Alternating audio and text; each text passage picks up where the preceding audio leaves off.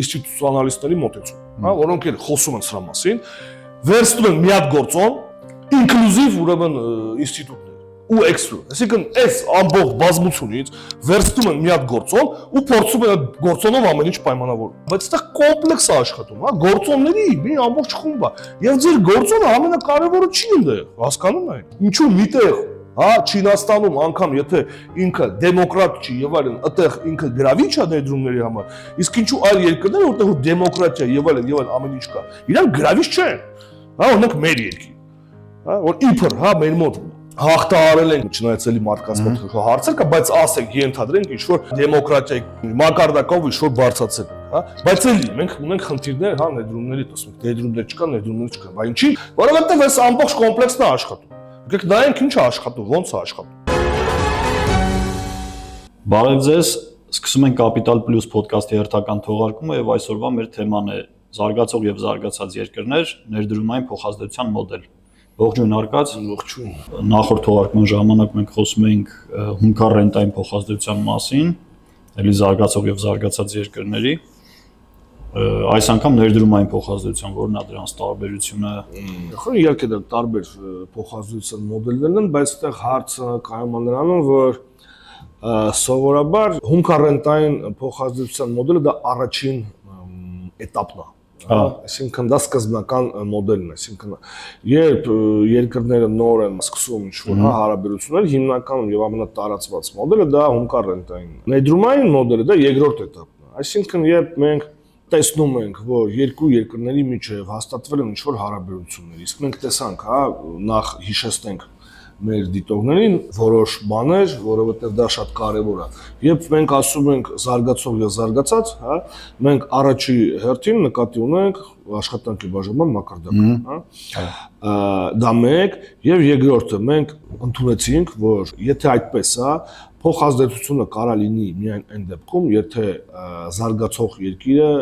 համակերպվի, հա, համաձայնվի նրան, որ իր մոտ աշխատուժը ավելի էժան է գնահատվելու, քան զարգացած երկրում։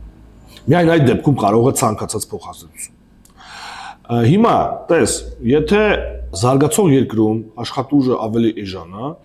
ապա մենք կարող ենք անցնել, հա, երկրորդ էտապին, ներդրումային մոդելին, ինչ է իրենից ներկայացնում, որ առևտրային այդ հարաբերություններից մենք կարող ենք ստանալ ոչ միայն օգուտներ հումքար ռենտային մոդելով, այլ եթե մենք ընդհանրապես ամբողջ արտադրությունը, հա, պայմանական, հա, մեր մոտ հիպոթետիկ օրինակ է, պարզապես ինքը լավ է ներկայացնում, հա, իրավիճակը ինչ է իրենց ներկայացնում դրալ մոդելը։ Մենք կարող ենք բոլոր աշխատատեղերը, հա, տեղափոխենք զարգացող երկիր։ Եթե մենք հիշում ենք նախորդ դեպքում օգուտը ինչից է ստացվում։ Զարգացող երկիրը կենտրոնանում էր, հա, մասնագիտանում էր հումքի վրա եւ մնացած ամեն ինչը տեխնոլոգիական քաշ ունեցող արտադրատեսակները արտադրվում էին զարգացած երկրում։ Ինչ է խանգարում մեզ տեղափոխել բոլոր աշխատատեղերը զարգացած երկիր եւ զարգացող երկրում արտադրել այդ բոլոր արտադրատեսակ։ Եվ եթե մենք նայում ենք համաշխարհային շուկային այսօր դա պատմությունը եւ այլն մենք տեսնում ենք ինչա տեղի ունենում, հա, երբ որ Mercedes-ը, հա, իր գործարանները տեղափոխում է Չինաստան։ Այսինքն դա հենց մեր մոդելի մասին է։ Եթե մենք գումարային նայենք, ինչ արդյունք է դա տալու, հիշեցնենք, հա, երկիր առաջինը դա զարգացած երկիրն է, երկրորդ երկիրը դա զարգացող երկիրն է։ Աշխատուժը զարգացող երկրում 4 անգամ ավելի էժան է։ Մեր մոտ փոխարժեքը դոլարը 40 ուրեմն դրամ է։ Եթե զարգացած երկրում 1 մարդաժամը արժի $1, ապա զարգացող երկրում դա կլինի 0.25 դոլար կամ 10 դրամը 40, հա, 4 մասը 10 դրամ, հա, այսինքն այն ինչ որ արտադրվում է ստեղ, հա, կարելի է 4 անգամ էժան, հա, արտադրել ստեղ եւ ստանալ ամեն մի մարդաժամից, հա, լրացուցիչ 25 ցենտ օգուտ, հա։ Եթե մենք դա տարածում ենք ամբողջ տնտեսության վրա, իսկ մեր օրինակում մենք ունենք տնտեսության մեջ կար 1 միլիարդ մարդաժամ, ապա մենք ստանում ենք $750 միլիոն լրացուցիչ եկամուտ այդ գործողություններից։ Եթե հիշում ես հումքար ռենտային փոխազդեցությունից, մենք ստանում ենք ընդհանրապես 75 միլիոն։ Մեր դիսբալանսը տվյալ դեպքում ինչն էր։ Խնայողությունը ինչի հաշվին, որ որոշ աշխատատեղեր մնում էին ազատ զարգացող երկրում, մենք ծանրաբեռնում ենք զարգացող երկրի ռեսուրսները։ Եվ արդյունքում ստանում ենք, որ դա դիսբալանսը, որը ոչ մի կերպ այդ խնդիրը չի լուծվում։ Հա, մենք անընդհատ տեսնում ենք գործազրկություն զարգացած երկրներում, հա, եւ պրոֆիցիտային բյուջեներ, հա, առևտրային սալդոներ դրական հա, զարգացող երկրներում, Չինաստան, Ճապոնիա եւ այլն եւ այլն։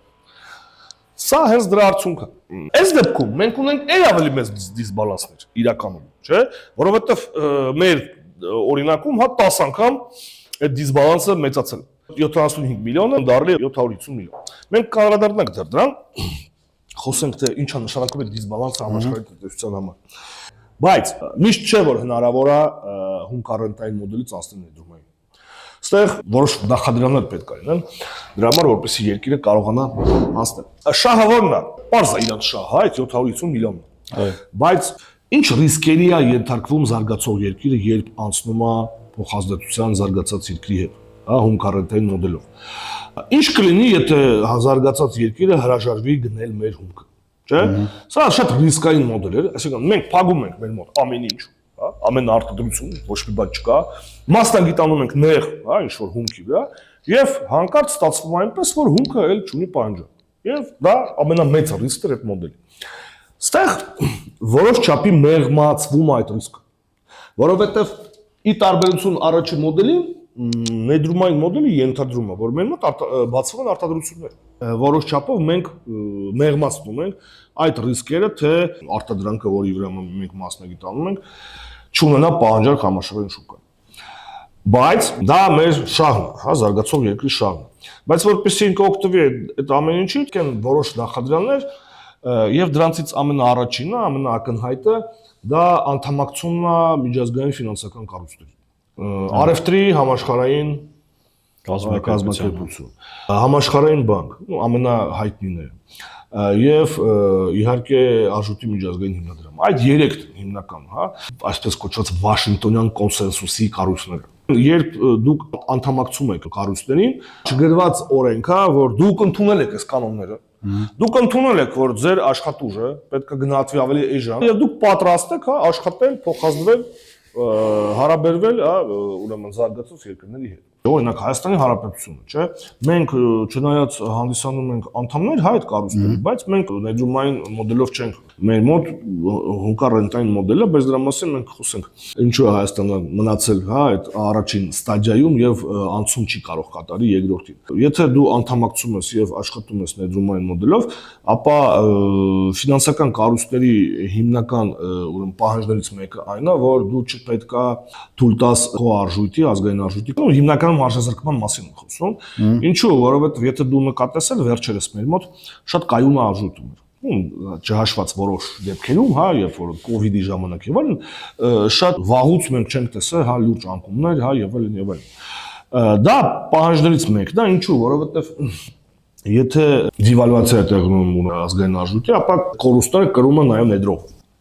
Կենտրոնական բանկերին հիմնականում շնորհվում է պարտավորություն, որպեսզի իրանք կարողանան հսկել, հա, այդ գործողությունները։ Ապա մեր կենտրոնական բանկը ինքը դրա համար, հա, դառնում է կառավարությանը ոչ ենթակա մարմին, որը վարում է ինքնուրույն, հա, քաղաքականություն, առանձնապես չի ենթարկվում, անմիջապես, հա, չի ենթարկվում կառավարության, հա, պահանջներին։ Դրա համար այդքանով ինքը ազատ է, եթե օրինակ կառավարությունը ունի ինչ-որ խնդիրներ, հա, բյուջեի հետ, չի նշանակում, որ օրինակ կենտրոնական բանկը պետք է սպասարկի, հա, այդ լրացուցիչ ծախսերը, այսինքն ֆինանսավորի բյուջեի դեֆիցիտ օրինակ, հա, եւ այլն, հա, այդ իմաստով է ինքը անկախ։ Ինքը հայտարարում է իր նպատակների մասին եւ իր ամբողջ ուժերը կենտրոնանում է այդ նպատակին հասնելու համար։ Իսկ իր նպատակը մեր դեպքում, հա, դա գնաճ։ Գների կանոնություն, որը իհարկե դեր է խաղում արժույթի, հա, փոխարժեքի կանոնացման մեջ։ Եվ այդքանով, հա, մենք ապահովված ենք լինում արժույթի փոխարժեքի կտրուկ անկումներից։ Բայց եւս մի խնդիր կա հումկարենտային մոդելի հետ, հա, որ մենք մրցակցության մեջ ենք գնում այլ երկրների հետ։ Տես, մեր մոդելում երկու երկիր էին, բայց մենք գիտենք, որ երկրները շատ են։ Եվ ինչ է խանգարում այլ զարգացող երկրներին, նույնպես զարգացած երկրների հետ մտնել, հա, այդ հումկարենտային փոխազդեցության մեջ, ինչպես, հա, եթե իրանք էլ ավելի քիչ գնահատեն իրանց աշխատանքի արժեքը, հա, 5, մենք 4 ենք ունենք 5 անգամ։ Նույնը մոտավորապես ստեղ է կարա լինի, որովհետև եթե այլ զարգացող երկրներ տեսնում են, որ դեպի որ զարգացող երկրներ գալիս են ներդրումներ, պայմանավորված, հա, այդ ներդրումային մոդելով, որ այնտեղ աշխատուժ ավելի էժան է եւ այլն, Ինչ է խանգարում իրանց էլ ներգրավել, հա, այդ ներդրումները, այսինքն էլ ավելի էժան առաջարկել, հա, եւ փոխել ուղղությունը այդ հոսքերի դեպի իրենց երկիր։ Ինչ են ասում մեր մոտ բոլորը գրեթե, հա, սկսած նման, չգիտեմ, 90-ականներից մինչև այսօր, հա։ Մեզ պետք են արտաքին ներդրումներ, չէ՞։ Ինչ պետք անենք մենք դրա համար։ Մենք պետք է ունենանք այս, ու սկսում են, հա, կա մի հատ, չգիտեմ, կուսակցություն կամ ծրագիր տեսել եք, որտեղ որ չկա բառ, հա, ինչ-որ արտաքին ուրեմն ներդրումների, հա։ Ну, հիմնականում ասում են ներդրումներ, բայց նկատի ունեն արտաքին ներդրումները, չէ՞։ Դա այս տրամաբանությունն է, հա, այսինքն ուրիշ ոչ մի բան, իմ ասենք, կարող է իրանք այսպես չեն պատկերում, հա, եւ այլն, բայց այն որ հայտարարվում է, միջով վերջ չի հայտարարվում, հա, ինչի մասին է գնում խոսքը։ Խոսքը գնում է դրա մասին, որ դուք կարող եք զարգանալ ներդրումների հաշվին, բայց կա մի կարևոր շատ պայման, հա, որը եթե չկա, ուրեմն մնացածի մասին կարող չխոսենք։ Այդպես մի հատ անեկդոտ կա, ասում է, ես 5 պատճառ ունեմ, ուրեմն կազինո չխաղալու, ասում է, ասում է, առաջինը լսա, ասում է, ես փող չունեմ, ասում է, լավ, մնացած կարես չասես, հա։ Այսինքն ստե կա մի հատ նախադրյալ, որը եթե դա չի պահպանում, մնացած ամեն ինչը ավելորդ է։ Հա, դա այն է, որ քո աշխատուժը պետք է ավելի ցածր լինի, քան արդեն ոչ միայն զարգացած երկրում, մենք արդեն հասկանում ենք, այլ մնացած զարգացող երկրներում։ Եթե մենք լինենք Հայաստանն ու Միացյալ Նահանգները աշխարհում, ապա հա, բայց քանի որ կա Չինաստան, Հնդկաստան, Լատինական Ամերիկայի մասին չենք մոռանում, հա, որտեղ առաջին օբյեկտն է եղել, էլի, զարգացած երկրների, առաջին ներդրումային մոդելները այնտեղ են ստեղծվում։ Աֆրիկան, հա, Ասիայի մնացած երկրները, եւ այլն, հա, Եվրոպայի, հա, արևելյան երկրները, ինչու՞ չէ։ Այդ երկրների հետ եք դուք պայքարում։ Այդ երկրորդ մասը չի ասվում, հա, ինչի հաշվին այնտեղ կարող հայտնվել ներդրումները, հա, այսօր օրինակ, չգիտեմ, դու լսած կլինես, շատ եմ շուխուրը դրել արդեն անցած շաբաթ, հա, որ ինչ որ Apple-ը գալիս է այստեղ, հա։ Հիմա արի մտածեի, Վլադ ջան, Apple-ը գալիս է այստեղ, Apple-ը ինչի համար է գալիս այստեղ։ Ես ավելի շատ պայմանավորում եմ դա աշխարհակահաղական ու քաղաքական։ Հա, դու ասես տնտեսական ստեղծում, ես համարում եմ, որ դա քաղաքական որոշում կա Միացյալ Նահանգների կողմից։ Ես հասկացա։ Եղել է քաղաքական որոշում, այստեղ ներդրում անելու, որը պայմանավորված է նաև այդ երրակողմ համաձայնագրով։ Որոշումը պայմանավորված է իմ կարծիքով ոչ տնտեսական գործոններով։ Լավ, չէ, հասկացա։ Հիմա ասենք, եթե օրինակ Apple-ը, չէ, ունի, ասենք, բիզնես շահ ստեղ։ Ասենք, ոնց ինքը ինչ պայմաններով պետք է ստեղծա։ Դե այն ինչի մասին խոսած ենք, էլի։ Հա, ես ինչի եմ տանում, որտեղ այս գործիքակազմը մեզ թույլ է տալի վերլուծել այս կամ այն քաղաքական գործի մեկի հայտարարությունները, որ ասում են, հա, եկան, հեսա դուք տեսեք ինչ եք դառնալու։ Կարող է գան, բայց այո, դա կարող է լինել ուրիշ պատճառներով, այսինքն տնտեսական շահը մենք դե չենք ստացել։ Երկրորդը, եթե ընդ կա տնտեսական շահ, ապա մենք հասկանանք տնտեսական շահը ոնց կարա լինի, հա։ Կներես ընդհատում եմ, ինչու եմ համարում, որ տնտեսական գործոն այստեղ չկա, որովհետև տնտեսական առումով Հայաստանում վերջին տարիներին ոչ մի բան չի փոխվել։ Այսինքն, եթե տնտեսական գործոն լիներ, այդ ներդրումը պետք է ավելի շուտ լիներ։ Այնպես չի, որ վերջին մի տարում ինչ-որ բան փոխվեց ու Apple-ում նստեցին, տնտեսական հաշվարկ արեցին, հասկացան, որ ճիշտ է այստեղ այդ ներդրումը անել, շահավետ է տնտեսական առումով, եկան այդ ներդրումը արեցին։ Քանի որ տնտեսական առումով ոչ մեր մոտ, ոչ Միացյալ Նահանգներում ոչինչ չի փոխվել, բայց հանկարծ այդպիսի որոշում կայացվեց, ես դրա համար համարում եմ, որ դա քաղաքական որոշում է եղել, այսինքն ադմինիստրացիայի սպիտակտան կողմից, էլի։ Քանի որ դեպքը թարմ է, դրան կհասնենք դեռ լեսօր կխոսենք, պարզ կլինի, հա, ինչու Հայաստանը չի կարող, հա, որովհետև Apple-ի ստեգալը նշանակում է ներդրումային մոդել, հա, դա հունկարենտային փոխհատուցում է։ Եվ մենք կտեսնենք, որ ոչ միայն Apple, հա, մենք Apple պայմանական ենք նստում, այլ ոչ մի պատճառ զարգացած երկրի մեր հետ փոխազդվելու ներդրումային մոդելով հիմնական պատճառ չկա, հա։ Ինչու կտեսնենք, հա։ Ոչ մի տնտեսական պատճառ։ Տնտեսական, հա։ Սա է հիմնականում, հա, բովանդակությունը, հիմա մենք ուղղակի, քանի որ հիմնական մենք արդեն գործիքակազմը մշակել էինք հունկարենտայինի օրինակի վրա, այստեղ արդեն պարզապես վերցնում ենք արդյունքները եւ այստեղ ամենակարևորը մեր համար այնն է, որ ֆիքսել, որ շահույթները էլ ավելի մեծ են այս դեպքում, հա, եւ դիսբալանսները էլ ավելի մեծ են։ Ռիսկերը մասամբ մեղմացվում են զարգացող երկրի համար, բայց մրցակցության ռիսկը այլ զարգացող երկրներից ինքը մնում է եւ այդ ռիսկից խուսափելու համար, հա, առանձնապես մենք, այսինքն այդ չվերահսկվող ռիսկ է մեր կողմից։ Մենք երբեք չգիտենք ով վաղը Աֆրիկայում վեր կդանք, ասի ես էլ 10 անգամ էժան եմ անում, հա, ինչ կարանք մենք անենք։ տես, մենք քննարկեցինք երկու մոդել։ Երկուսն էլ առանձնապես մեր համար մենք հասկանում ենք, չէ, որ դրանցով մենք չենք դառնա գերզարգացած պետություն երբեք։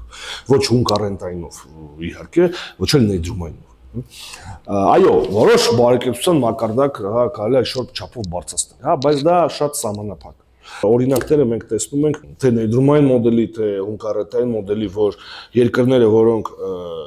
աշխատում են այդ մոդելներով, երբեք չեն դառնում զարգացած երկրներ։ Իրանք միշտ մնում են զարգացող։ Հիմա կասեմ, դե ոնց Հարավային Կորեան, օրինակ չեմ, Թուրքիան, հա, դա ինչ մոդել է։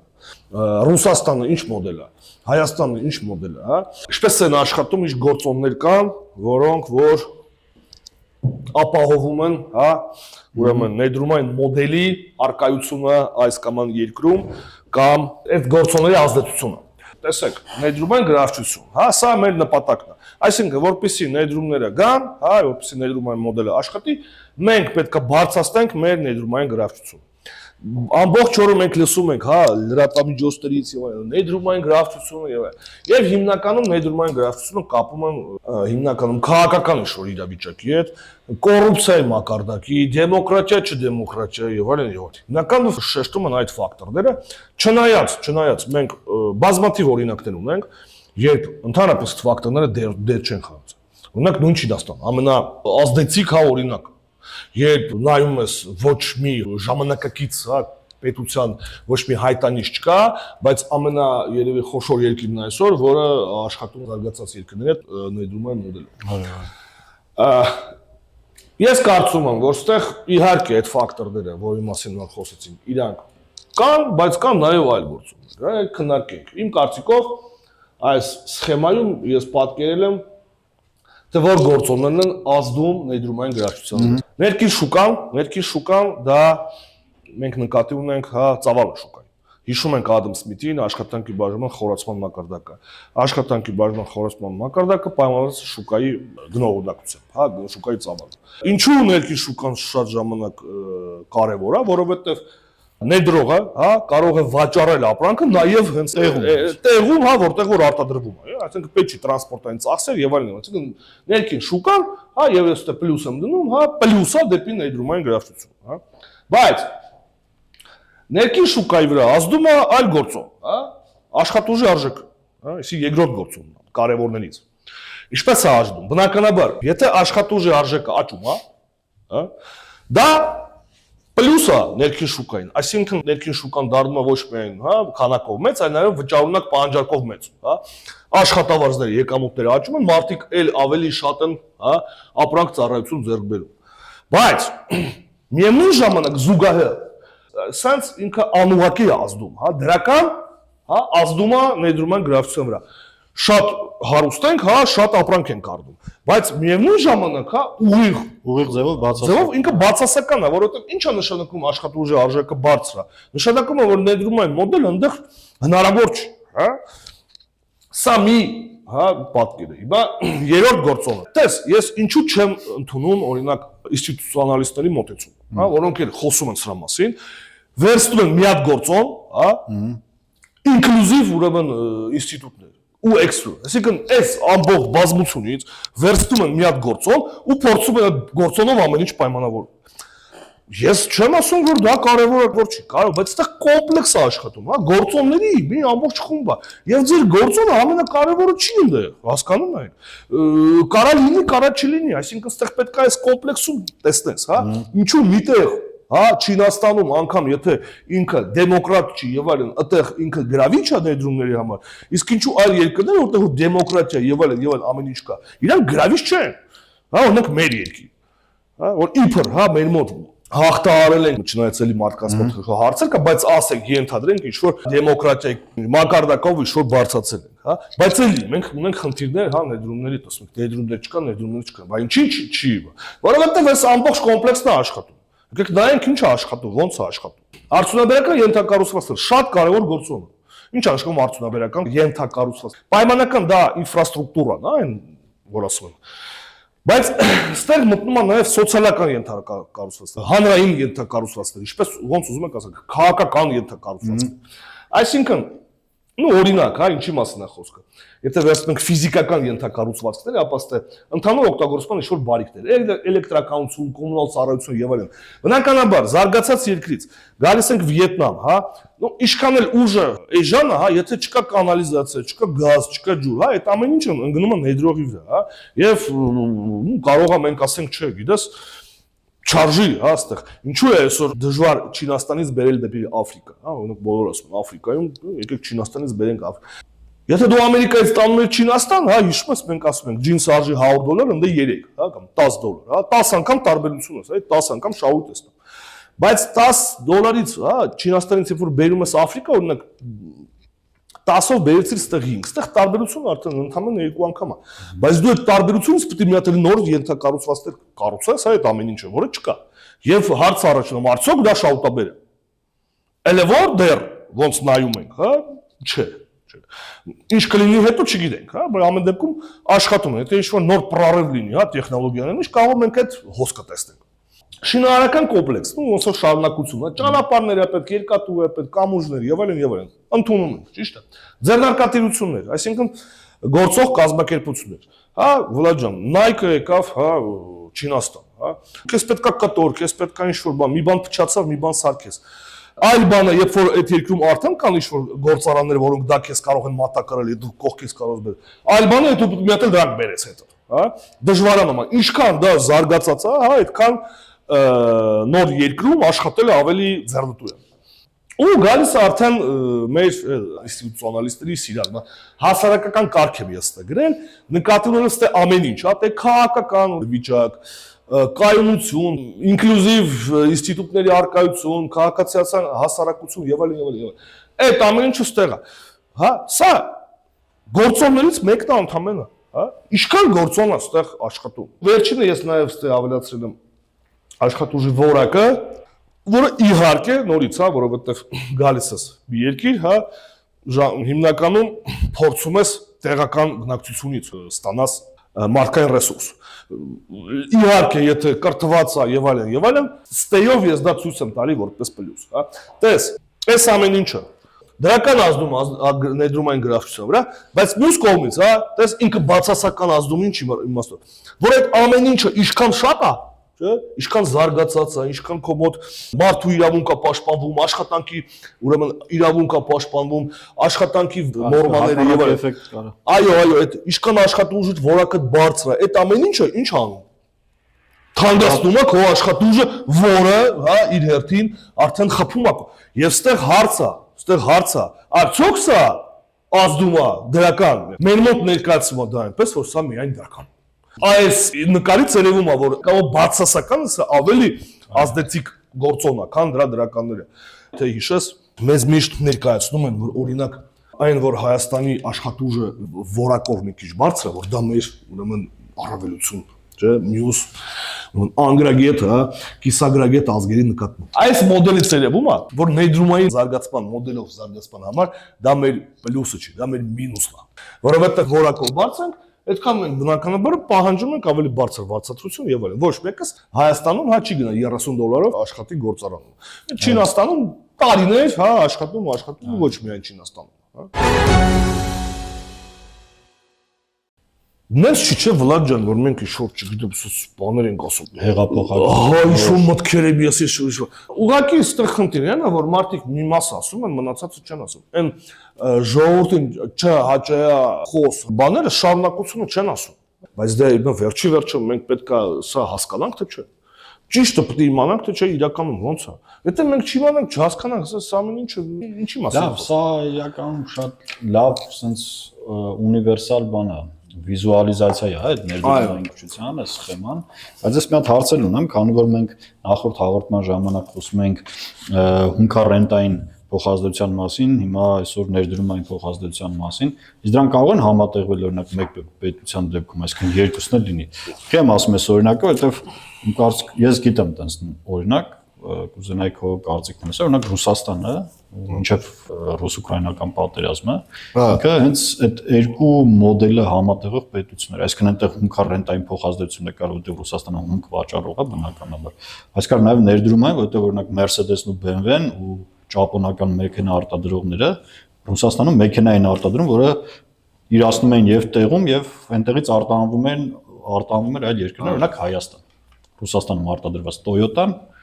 արտահանվում էր Հայաստան եւ վաճառվում էր այստեղ։ Ճիշտ է, Վլադ ջան։ Զուտ, հա, մաքուր վիճակում դու ոչ մի մոդել երբեք ոչ մի տեղ չես տեսնի։ Բնականաբար, այդպես թե այնպես ցանկացած երկիրի ու զարգացում, ինչ որ հումք ավաճառում, հա, ինչ որ մի բան էլ կոլայի զավոդ ունի, հա, իր երկրում, հա, ու կամ ինչ որ տես մի բան, ինչ որ արտասահմանյան մի հատ տելեկոմունիկացիայի կամ ինչ որ ինտերնետ պրովայդեր կլինի, էլի ոնց է լինի։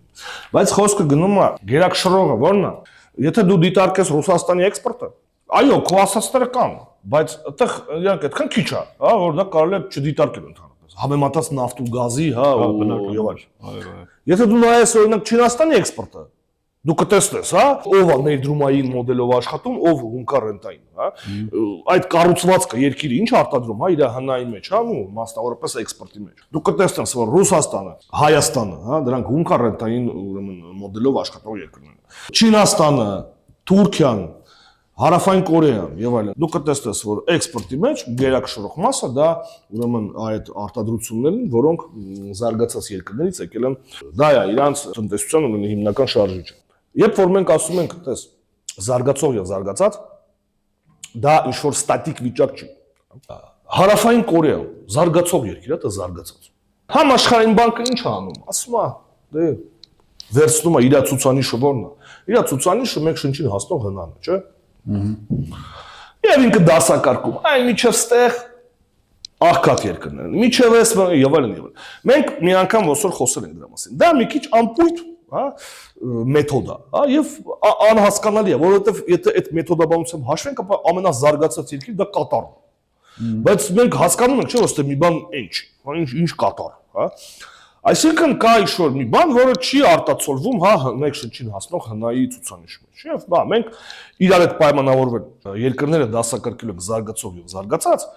աշխատանքի բաժանման մակարդակով։ Իսկ եթե մենք տենց ենք դասակարգում, ապա նույն երկիրը կարող լինի եւ զարգացող եւ զարգացող, չէ՞։ Նայած ինքը որտեղ է գտնվում, հա, տես։ Եթե մենք տենց վերցնենք, ապա մենք կստանանք մի բուր։ Որտեղ վերևը Царь горы, էլի։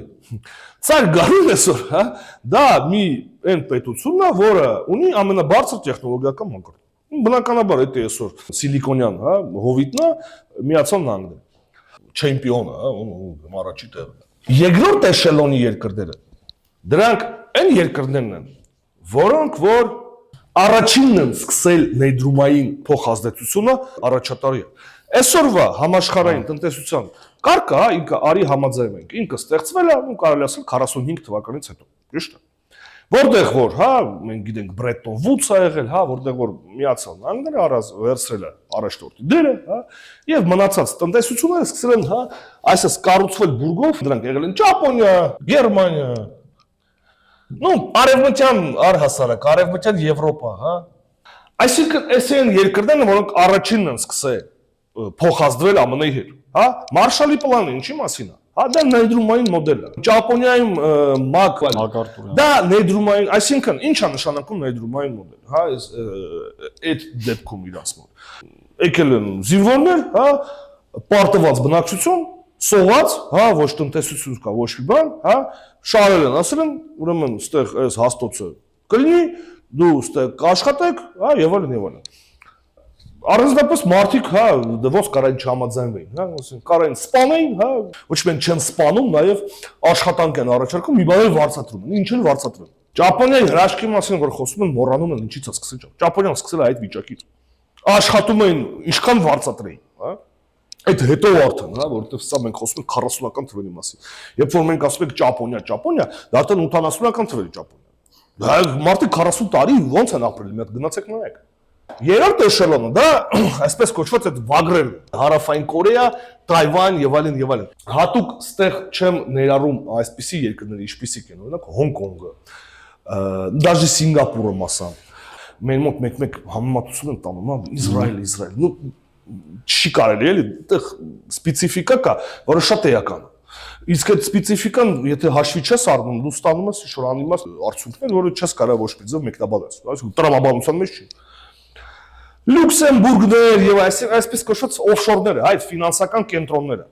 որպես պետություն էլ չեն որպես այդպեսի, հա, իրանք իրավաբանորեն պետություն են, բայց տնտեսագիտորեն, հա, իրանք պետություն չեն, իրանք պարզապես այս երկրների այս ֆորպոստներն են, հա, ինչ որ ֆինանսական կենտրոններ են առանց։ Ստե մենք ներսում ենք քիչ թե շատ, հա, այն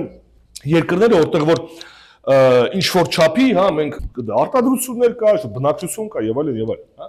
Ստե Հարավային Կորեա, եթե նայես ժամանակագրականով, դրանք ով ավելի ուշ էր մտնում, հա, այս փոխազդեցությունը, Թուրքիա կարելի ասել, հա, Թուրքիա։ Լատինական Ամերիկա, Բրազիլիա, Թայվանը եւ այլն, հա, այսինքն երկրներ, որոնք իրանցից ուշ են մտել, հա, բնականաբար, ինչքան վերստեք պայմանական Ճապոնիա։ Հիմա ինքը զարգացող է, թե զարգացած։ Ում համեմատ Ամերիկայի Միացյալ Նահանգների համար ինքը զարգացող է։ Հարավային Կորեայի կամ մեր ու մնացածների համար ինքը զարգացած է։ Դրա համար երբ որ մենք նայում ենք Ճապոնիա եւ այլն, մեզ թվում է թե ինքը զարգացած երկիր է, բայց մետաստազները միջև այսօր մնացել են որպես պարտված երկրի, որովհետեւ ժամանակին, հա, 70-ական թվերի պլազայի համաձայնությունը եկել, երբ որ ութնյակը հավաքվել է եւ որոշել որ յենան արժևորեն։ Արժեզրկված յենայի հաշվին Ճապոնիան գրավում էր ամերիկյան շուկան։ Ինչ է նշանակում արժեզրկված յենա։ Մեր մոդելում, հա, աշխատուժը ավելի էժան գնահատում։ Ասել են ոչ, վերջ Ճապոնիա, դու էլ չես կարող արժեզրկես, դու պետք է արժևորես։ Ճապոնիան ստիպված գնաց։ Դա նշանակում է ներդրումային մոդելի վերջը։ Էլեկտրոնիկայով ու ավտոմեքենայով։ Այո, հա, հա։ Ինչ եղավ 90 թվականին բորսայի ու անշարժուկայի շուկայի փլուզում պարզապես եւ միջև այսօր, հա, արդեն խոսում են կորցրած, արդեն 4-րդ առաջինը հասկացանք, լավ երկրորդը, եթե արդեն 4-րդը, ուրեմն ձեր տնտեսությունը կարելի ասել էլ չէ վերականգնվելու, էլի, 40 տարի անց է։ Այսինքն գործող մոդելի մեջ ինքը հասավ իր աճի սահմաններին։ Եթե դու նայես եկամուտները, հա, եթե մենք օրինակ Ամերիկայի եկամուտները վերցնենք որպես 100%, ապա Ճապոնիա, Գերմանիան մոտավորապես եկան հասան ու մոտավորապես 80%-ի։ Ու կանգնեցին։ Ու կանգնեցին։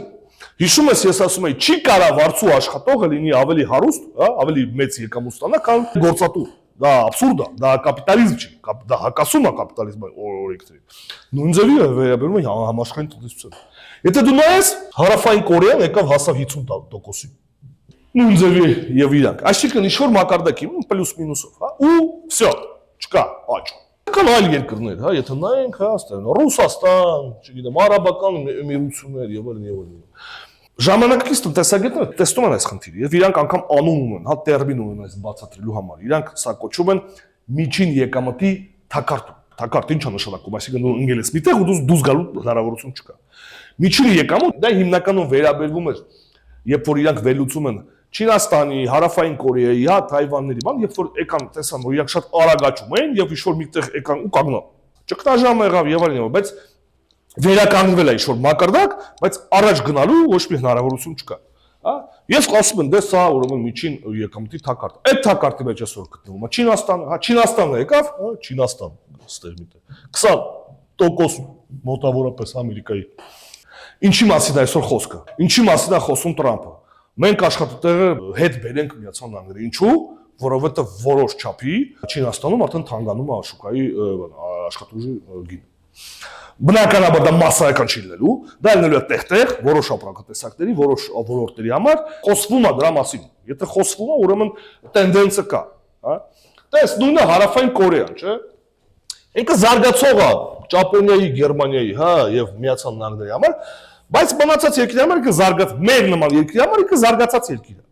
Կարևոր է, էլի։ Երբ որ մենք ասում ենք զարգացող կամ զարգացած, դա ինչ որ, հա, ստատիկ, դա դինամիկա է, այսինքն խորացնում ես աշխատանքի բաժանում մակարդակ, դրանով ես դու զարգանում, հա։ Եթե դու էլ տեղ չունես զարգացնելու, հա, խորացնելու աշխատանքի բաժանման համակարգը, դու ընկնում ես այդ միջին եկամուտի թակարդ։ Այստեղից ուղղակի ամփոփելու համար, հա, երբ որ մենք ասում ենք Ճապոնիա, Գերմանիա, ինչ մոդել է եւ այլն։ Ճապոնիան ներդրումային մոդել է։ Այլ հարց է, երբ որ ինքը աճել է ինչ-որ մակարդակի, ինքը դարձել է զարգացած երկիր մնացածների համար եւ սկսեց իր արտադրությունները, եթե նայես 80-ականներին, 70-ականներին տեղափոխել Հարավային Կորեա, հետո Չինաստան, մեծ ներդրումներ ունի Չինաստանում, չէ՞, Չինաստանը իր համար դարձել է զարգացող երկիր։ Նույնը Գերմանիա, միջև այսօր Միացյալ Նահանգների համար զարգացող երկիր, բայց մնացածների համար ինքը զարգացած երկիր է, ինքն էլ Mercedes տեղափոխում են իրենց գործարանները, հա, այլ երկրներ։ Լավ, եթե Չինաստանում աշխատուժը շատ ավելի էժան է, քան Ամերիկայում, նույն Գերմանիայում, հա, ասում ես ներդրումներ